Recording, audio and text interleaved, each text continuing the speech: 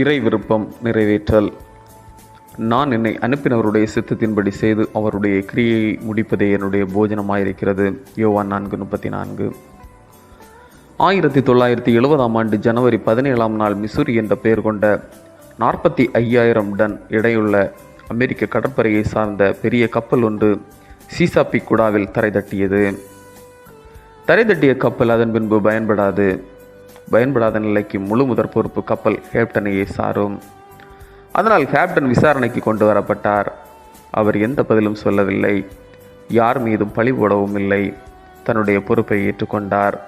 இந்த கப்பலின் தலைவன் என்ற வகையில் இதை பாதுகாப்பது எனது கடமை. இப்பொறுப்பை தந்த நோக்கத்தை நிறைவேற்றுவதில் நான் தவறினேன்.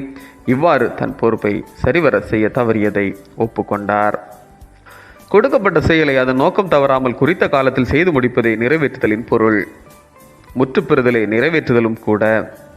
நமது ஆண்டவர் இயேசு கிறிஸ்துவும் கடவுளின் திருவுள சித்தமாகிய நீதியையும் திருச்சட்டத்தையும் நிறைவேற்றுவதையே விருப்பமாக கொண்டிருந்தார். எனவே தான் பூமியிலே நான் உம்மை மகிமைப்படுத்தினேன். நான் செய்யும்படி நீர் எனக்கு நியமித்த கிரியையை செய்து முடித்தேன் என்று கூறுகின்றார். யோவான் 17:4. பிதா தனக்கு கொடுத்த பொறுப்பை நிறைவேற்றி இறை விருப்பம் தன்னில் நிறைவேற செய்தார். இன்றைய உலகிலும் நம்மில் இறை விருப்பம் நிறைவேற ஆண்டவர் நமக்கு தந்திருக்கும் பொறுப்புகளை உண்மையாய் உத்தமமாய் நிறைவேற்றும் இறை மக்களாக மாறுவோம். இதனால் ஆண்டவர் மகிழ்ச்சி அடைவார். நாமும் ஆண்டவர் அருளும் அநேக ஆசிகளை பெற்று மகிழ்வுடன் வாழலாம். ஜெபம். தந்தை கொடுத்த பொறுப்பை நிறைவேற்றிய ஆண்டவரே, எங்கள் விருப்பமல்ல, உம் விருப்பம் எங்கள் வெளிப்பட அருள்தாரும். ஆமேன். இந்த நாள் உங்களுக்கு இனிய நாளாக மலரட்டும்.